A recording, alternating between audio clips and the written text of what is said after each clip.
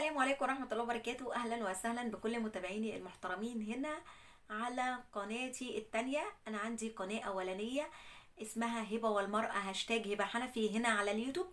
بتكلم فيها عن كل الحاجات اللي بتخص البنات، عن ليلة الفرح وليلة الدخلة، غشاء البقارة، العادة السرية، ازاي تهتمي بجوزك، النظافة الشخصية للبنات، ازاي تهتمي بأنوثتك، ازاي تبرزي أنوثتك. بتكلم فيها عن كل شيء يخص البنات والسيدات. اسمها هبة والمرأة هاشتاج هبة حنفي. اتمنى تتابعوني وتشوفوا القناة ان شاء الله بإذن الله تستفيدوا منها. بنتكلم هنا في قناتنا التانية مشاكل وحكايات في حياتنا، عن شوية مشاكل بتبعتها لي البنات او الرجالة او الناس بوجه عام، بيبعتوا لي مشاكلهم، بيبقوا عايزين لها حل. هنسردها هنا على القناة ان شاء الله بإذن الله. بقول لكم رأيي الشخصي لحلها، واحب اسمع كمان ارائكم في الكومنتات، واحب اسمع حلولكم في الكومنتات. يلا خلونا ندخل في موضوعنا علشان ما اطولش عليكم. حلقة النهاردة او مشكلة النهاردة بتقول: استاذ فاضل بيقول: انا يا هبة متزوج بقالي 10 سنوات. اتجوزت واحدة عن حب، كنت بحبها جدا وهي كمان كانت بتحبني جدا. اتخطبنا 4 سنوات لحد ما جهزنا الشقة والفرش والفرح واتجوزنا. ربنا رزقني منها بعد سنة من الجواز، رزقني ببنوتة، وبعد كده رزقني بولدين. يعني هو عنده بنت وولدين من زوجته دي. بيحبوا بعض جدا وحياتهم كانت هادية وما فيهاش أي مشاكل وما فيهاش أي خلافات. بيروح الشغل، بياخد المرتب أول الشهر بيديه لزوجته، هي اللي بتدير مصروف البيت ومتولية ميزانية البيت ومصروف البيت ومصروف الولاد والمدارس والدراسة ومصاريف الحياة. هو ما عليه غير ان هو يشتغل ويديها المرتب، وهي بتدير امورها، وهي قاعده في البيت ما بتشتغلش. واخدين بعض على حب زي ما قلت لكم. الحياه كانت هاديه جدا يا هبه وما عندناش اي مشاكل. بعد كده اكتشفت ان انا تعبان، جالي تعب في معدتي، تعبان تعب شديد جدا، بيجيلي مغص ووجع كده وتقلصات وترجيع. قالت لي يمكن عندك برد، روح للدكتور. طب اشرب حاجه سخنه، بقيت اخد حاجات سخنه زي ينسون، تليو، حلبه، نعناع، ليمون، الحاجات الدافيه دي. قعدت استمريت عليها فتره طويله، اسبوع، 2 3 شهر. الحاجات السخنه مش جايبه اي نتيجه وبرجع وتعبان جدا. فانا قلت لها لا، انا مش هينفع، انا هروح للدكتور. لا، ده انت عندك برد، انت مكبر الموضوع، اكيد مفيش حاجه. قلت لها لا، انا هروح للدكتور علشان الحاجات السخنه مش جايبه معايا اي نتيجه. اخدت بعضي ورحت للدكتور وقلت له الاعراض اللي بحس بيها وايه اللي بيحصل لي. ان هو بيجيله تقلصات ومغص، احيانا بيجيله اسهال، احيانا بيجيله امساك وبيجيله ترجيع. واخد حاجات سخنه لمده شهر وما جابتش معاه نتيجه. الدكتور شخص حالته، قال له ده مثلا ممكن يكون التهاب في المعده، وكتب له روشته ان عنده التهاب في المعده، وكتب له العلاج. وخد العلاج ده وان شاء الله باذن الله استمر عليه 3 اسابيع، ولو ما ارتحتش بعد ال3 اسابيع تعالى لي. راح الاستاذ الفاضل ده اخد العلاج لمده شهر مش 3 اسابيع، ولا فرق معاه خالص، ونفس الاعراض وكمان بتزداد حده، والتعب بيزيد كل يوم اكتر. جه في مره قبل ما ينام كان قاعد حاطط فارد جسمه كده على السرير وحاطط دماغه على راسها. فبيشكي لها بيقول لها انا تعبان جدا، انا مش عارف اعمل ايه، انا معدتي وجعاني، مش قادر ياكل، كل ما ياكل حاجه يرجع، لو يشرب حاجه برضو يرجع. التعب عمال يزيد عليه وبياخد العلاج وما جابش نتيجه، واخد حاجات سخنه وما جابتش اي نتيجه. هي برضو بنفس الرد بسلبيه، بنفس الرد البارد. اكيد عندك برد في معدتك، ممكن من تغيير الفصول، اصلك الشتاء خلص واحنا داخلين على الربيع، فده تغيير الفصول وكلام من ده. وبتتكلم بكل برود ولا حاسه بتعبه ابدا. فجه هو شك ان في حاجه غلط، يعني اللي انا فيه ده اكيد ليه سبب. ولا برد ولا الكلام ده، ولا عايز حاجه سخنه ولا مسكنات ولا برشام للمعده. ده انا حاسس ان في حاجه فيا غلط. فابتدى يلاحظ على مراته شويه حاجات. عامله تليفونها صامت او سايلنت على طول، بتجيلها مكالمات تتكلم بصوت كده واطي جدا، تاخد التليفون وتتكلم في المطبخ في الحمام تتكلم بصوت واطي. يجيلها مكالمات بالليل، يجيلها بقى رسائل على الماسنجر، عندها حملت الايمو، حملت برنامج الايمو بتاع الاتصالات ده، انتوا عارفينه. حملت برنامج الايمو، بيجي لها اتصالات على الايمو ورسائل على الايمو ورسائل على الماسنجر. اتغيرت، بقت تنفر منه وتبعد عنه ومش عايزه تعمل معاه علاقه، مش بتهتم بيه، مش بتسأل فيه، بقت مش مهتميه بنفسها، مش مهتميه بنظافتها، مش مهتميه بشكلها. آه يعني تصرفات كده، واحده مش عايزه واحد، او بتنفر من واحد، او بتنفر من جوزها، مش عايزاه، مش حباه. اتغيرت تغيير جذري. بقى يسأل نفسه هي ليه اتغيرت؟ هو انا علشان تعبان؟ هو انا علشان مريض؟ هي خلاص ما بقتش عايزاني. قعد واتكلم معاها، انت خلاص ما بقيتيش عايزاني، انا علشان مريض، انا علشان تعبان، انا غصب عني ما بقيتيش عايزه تمارسي معايا علاقه. لا مفيش حاجه، اصلك الولاد ببقى تعبانه معاهم طول النهار. ده بيكون ردها. ما عنديش وقت، ببقى تعبانه، عايزه انام، كلام من ده. فابتدى الشك يدخل جوه قلبه. يعني تغيير في صحتي، انا مش عارف ده من ايه. مراتي اتغيرت معايا وما بقتش تحبني ولا تهتم بيا ولا عايزه تمارس معايا علاقه ولا اي حاجه. باخد علاجات وما بتجيبش اي نتيجه، الاعراض بتزيد وبحده اكتر، وكل فتره بتعب اكتر واكتر. انا مش عارف انا اعمل ايه. ابتدى يراقب مراته. بقت بقى كل يوم تنزل اكتر، مشاويرها كترت، انا رايحه عند اختي، انا رايحه عند صاحبتي، انا رايحه عند ماما. ابتدى يراقبها.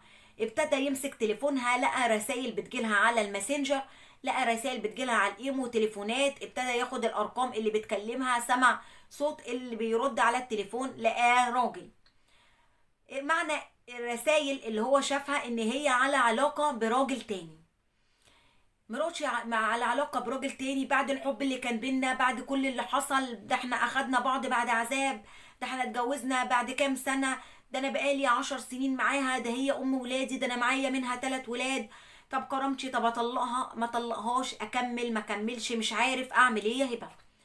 المهم بقى يراقبها. بعد ما راقبها اكتشف ان اهلها بيعملوا سحر واعمال والكلام ده، وليهم في السكة دي. اتصدم لما عرف كده، ازاي انا معاشر الناس دول بقالي 14 سنة، 10 سنين جواز و4 سنين خطوبة، يعني 14 سنة ما عرفتش ان هم بيعملوا اعمال او ليهم في سكة السحر والشعوذة والكلام ده. اتصدم جدا. زود المراقبة عليها بقى. مثلا انت مش رايح الشغل؟ لا انا مش رايح النهارده. طب انا رايحه عند ماما. لا يا حبيبتي روحي على مهلك براحتك، بس ما تاخريش عشان تلحقي تعملي الاكل. واكتشف ان هي بتقابل الراجل ده بالفعل وعلى علاقه بيه. الراجل ده طلع مين؟ الراجل ده كان جارهم في شقه قبل كده. يعني هو اول ما اتجوز كان بيقول كان متجوز في شقه اوضتين وصاله صغيرين. بعد كده عملوا جمعيه او حوشوا او اي حاجه، ظروفهم الماديه اتحسنت شويه، باعوا الشقه الصغيره دي واشتروا شقه كبيره. والراجل اللي هي بتكلمه دلوقتي وعلى علاقه بيه كان جارهم في الشقه اللي قصادهم، الشقه القديمه. فهو عرف ان هي على علاقه بيه. طب يعمل ايه دلوقتي؟ يطلقها، يضربها، يضربه، يطلع الادله اللي معاه، الرسائل الرسائل ومكالمات التليفون والمحادثات، كل ده يطلعه. المهم واجه اهلها. راح اهلها قالوا له بنتنا ما تعملش اي حاجه من دي، بنتنا محترمه، بنتنا متربيه، ما اعرفش ايه. المهم ما اخدش اي حل من اهلها، وقالوا ايه؟ ان بنتنا محترمه وما تعملش اي حاجه من دي، ودي رسائل انت مفبركها وكلام من ده. ودلوقتي بيقدروا يركبوا صور على الرسائل، والرسائل بيقدروا يعملوا رسائل مش موجوده، وانت اللي عامل كده، وانت بتظلم بنتنا، وانت بتتلكك لها علشان انت ما بقتش قادر تمارس معاها علاقه حميمه. وهي اشتكت من النقطه دي، واحنا قلنا لها اصبري مع جوزك. انت ما بقيت تعبان ومش قادر تمارس معاها علاقه حميمه، وهي كمان مستنيه معاك وصابره عليك، وانت كمان اللي يعني انت كمان بتغلط فيها في شرفها وبتطلعها ان هي انسانه على علاقه براجل تاني، وانت ظالم وانت معرفش ايه. حصلت مشاكل كتير يا هبه بيني وبين اهل مراتي. انا مش عارف اعمل ايه. هو برضو لسه مراقبها، مش عارف ياخد قرار يطلقها ولا يعمل ايه. برضو فضل مراقبها. في يوم من الايام كانوا بيتغدوا، خلص الغدا، راحت قالت له هدخل اعمل لك شاي. دخلت المطبخ تعمل شاي، راح هو دخل وراها. دخل وراها بالراحه كده، واحده واحده، من غير ما تحس ولا تشعر بحركات رجليه حتى. بيقول انا كده مشيت يا هبه على رجلي واحده واحده علشان ادخل عليها اشوفها بتعمل ايه. انا حاسس ان هي بتحط لي حاجه في الاكل. هنا بقى الصدمه الكبيره، هنا الصدمه الكبيره، يعني هي بتخونه، تعرف راجل تاني عليه، ما بقتش تهتم بيه، ما بتعملش معاه علاقه، مش عايزاه وبتنفر منه. الصدمه بقى اللي اكبر من كل ده، خدوا بقى الكبيره اللي جايه. بيقول اول ما شافتني داخل المطبخ كانت في ايديها كوبايه الشاي، وفي ايديها زي قطاره كده بتاعه الودان، ازازه صغيره قطاره بتاعه الودان دي اللي بينقطوا بيها الودان او نقط الانف الصغيره، فيها حاجه حمراء زي الدم. اول ما شافتني ارتبكت وراحت دارتها، يعني سوري اوصف لكم، وراحت حطيتها ايه جوه صدرها. بتعملي ايه ده؟ قالت له لا لا ما تاخدش في بالك، يلا نشرب الشاي علشان ما يبردش. الشك دخل جواه اكتر، وقعد يتابعها اكتر لحد ما في مره لقى ان هي بتحط من القطاره دي نقط الدم دي، الحاجه الحمراء دي طلعت دم، بتحط له منها في الشاي. يعني كده تاني مره يشوفها، اول مره شافها هي خبتها وهو ما عرفش هي ايه دي، بس هي بيقول هي حاجه حمراء في القطاره بتاعت الودان. بعد كده دخل عليها للمره التانيه لقاها بتحط، راح قال لها ايه ده، راح مسكها، مسك البتاعه من ايدها اخدها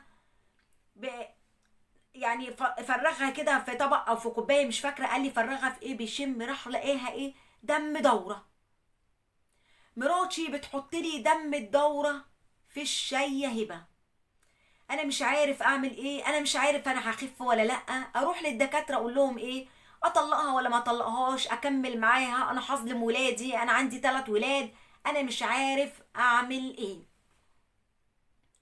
طبعا مأساة، انا مقدره موقف حضرتك جدا. حسبي الله ونعم الوكيل فيها. آه انا ايوه، لو انتوا تعرفوني كويس، الناس اللي ما تعرفنيش، ايوه انا نصيرة للمرأة، وعندي قناتي باسم هبة والمرأة، والقناة قايمة على ان انا بدعم المرأة، ازاي تعاملي جوزك، ازاي تهتمي بجوزك، ازاي تحبي جوزك، ازاي تنظفي نفسك، ازاي تهتمي بنظافتك، لو الراجل عاملك وحش ازاي تعامليه، لو مثلا راجل متجاهلك، داخله في علاقه سامه مع راجل، تعملي ايه. وانا فعلا نصيره للمراه، انا مش بداري ده، بس انا من مكاني هذا، من موقفي هذا، انا بقول للست دي حسبي الله ونعم الوكيل فيكي، حسبي الله ونعم الوكيل فيكي، زي ما ظلمتيه. يعني دم الحيط ده سم سم، انتي بتحطي لجوزك سم في الاكل ليه؟ عشان ايه؟ عشان راجل تاني؟ قوليله خليكي معاه دغري وجد، طلقني، انا مش قادره اكمل معاك.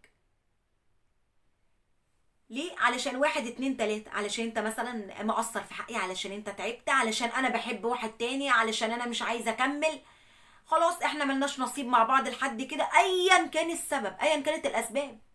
ما يديكيش الحق ان انت تخونيه، ما يديكيش الحق ان انت تعرفي راجل تاني ورسايل ورسايل حب وهيام ومكالمات عاطفيه وغراميه ما ده كنت بتحبيه في يوم من الايام، ده جوزك ابو ولادك، وغير كده وكده تسميه، تحطي له دم الحيط في الشاي. ده كلمتين علشانها، ده اقل حاجه انا اقولها لها، حسبي الله ونعم الوكيل فيكي، حسبي الله ونعم الوكيل فيكي، ربنا يقتص له حقه منك دنيا واخره، عشان بامانه الراجل ده خساره فيكي وانت ظلمتيه. رايي بقى للاستاذ الفاضل ده اللي زي اخويا، وانا شرف ليا ان حضرتك تكون زي اخويا، انت تروح لدكاتره، مفيش حاجه ملهاش علاج، كل حاجه وليها علاج، دلوقتي الطب اتطور وتقدم جدا، اتمنى لك الشفاء العاجل من كل قلبي. تروح للدكاتره وتقول لهم انا اكتشفت ان مراتي بتحط لي دم الحيض في الشاي، هيطلبوا منك تحاليل، شويه اشاعات، هيمشوك على مضادات حيويه، علاج بقى يناسب حالتك، ان شاء الله باذن الله هتخف وتبقى كويس وزي الفل، وربنا هيعوضك خير في صحتك، وربنا كمان هيكرمك ويعوضك خير في ولادك. ما تتخلاش عن ولادك، خدهم وربيهم معاك، لو عندك ام او عندك اخت تقدر تساعدك في تربيتهم وتربيهم معاك، لو ما عندكش وعندك امكانيه ان انت تجيب لهم مربيه لحد ما تستعيد صحتك ان شاء الله باذن الله وتبقى زي الفل، مربيه هتقدر تساعدك في تربيتهم. ما عندكش كده ولا كده، اتمنى ان ربنا يساعدك ان شاء الله وتقدر تربيهم انت وتكمل معاهم، دي ترميها رمية الكلاب كده بنفس الوصف، ترميها زي الكلاب، ملهاش اي حق عندك. انا اهو محاميه بقولك ملهاش اي حق عندك. تقدر تثبت بالدلائل والبراهين ان هي كانت بتحط لك دم الحيض في الشاي بالتحاليل وبالاشاعات اللي عندك. تقدر تسجنها وتدينها، ولا ليها متعه ولا مؤخر ولا نفقه ولا قايمه ولا نايمه ولا اي حاجه، حسبي الله ونعم الوكيل فيها. حتى طلاق ما تطلقهاش، تروح تتطلق وتخلع بالمحكمه وتسقط كل حقوقها، حسبي الله ونعم الوكيل فيها. وان شاء الله باذن الله اتمنى لك يا اخويا الفاضل الشفاء العاجل، وربنا يزيد لك في الشفاء ويخلفك بزوجه صالحه ان شاء الله تكون عينك وتسعدك، تكون زوجه عند حسن ظن حضرتك، وربنا يخلفك خير فيها. اتمنى لك حياه سعيده وشفاء عاجل من كل قلبي. مستنيه طبعا يا جماعه الناس اللي بتسمعني دلوقتي ارائكم وتعليقاتكم هنا في الكومنتات. اتمنى ان تاخدوا كمان الفيديو شير في كل الجروبات، في كل عند كل اصحابكم، عند كل حبايبكم، عشان يقدروا يستفيدوا من القناه. لو عندكم اي مشكله تقدروا تكتبوا لي، تتابعوني على الفيسبوك او على الانستا او على كواي او على تيك توك، هسيب لكم لينكات التواصل في صندوق الوصف تحت. اي حد عنده مشكله طبعا في سريه تامه، انا ولا بذكر اسماء ولا بقول صفات ولا بقول احرف ولا بقول يعني مش بقول مين اللي باعت لي الرساله، مش بدي اي اوصاف او اي بيانات عن الشخص او الشخصه اللي بعتلي الرساله، طبعا في سريه تامه. وان شاء الله باذن الله اتمنى نكون كلنا بنستفيد من بعض. المشاكل دي انا مش جايباها من دماغي، دي مشاكل فعلا من واقع الحياه، كلنا بنشوفها، واللي بيعيش فعلا ياما يشوف، وياما الدنيا مليانه مشاكل، وياما الدنيا فيها حكايات وخلافات. اتمنى ليا وليكم ان شاء الله باذن الله حياه موفقه هادئه بدون مشاكل.